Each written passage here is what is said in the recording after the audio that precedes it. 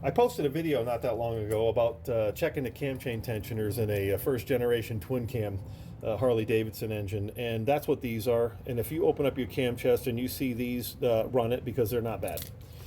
If you open it up and see these, well, it's too late. You've already had catastrophic failure.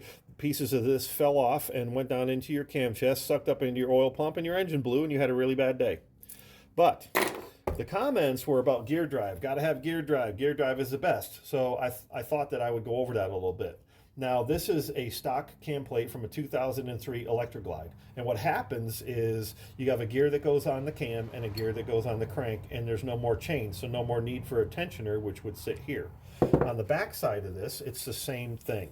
So the cams are gear driven. There's no more chain, no more need for the tensioner. I'll take this opportunity to show you this and tell you, or remind you anyway, that oil changes matter. Fluid changes matter. This came out of the bike at 95,000 miles. It went into the bike when it only had 10,000 miles on it.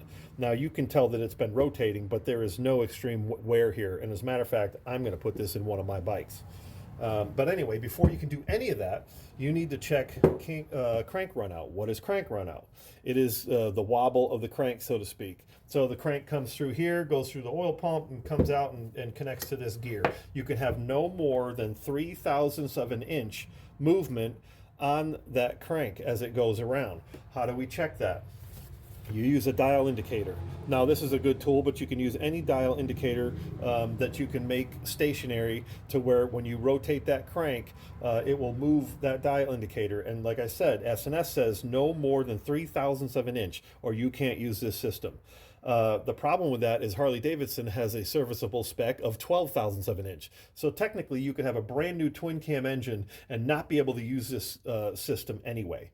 The other issue is they had pressed together flywheels, pressed together crank, and the recommendation is that you either change that crank or you weld it so it cannot shift. Now some people say that 1999 through 2002 they had better bearings, so it's not really that much of a concern, but 2003 through 2006, except for the Dyna, I think, and if I'm wrong on that, please correct me, that recommendation stands. You need to change the crank or weld it so it doesn't shift, because if it shifts, you're going to blow your engine.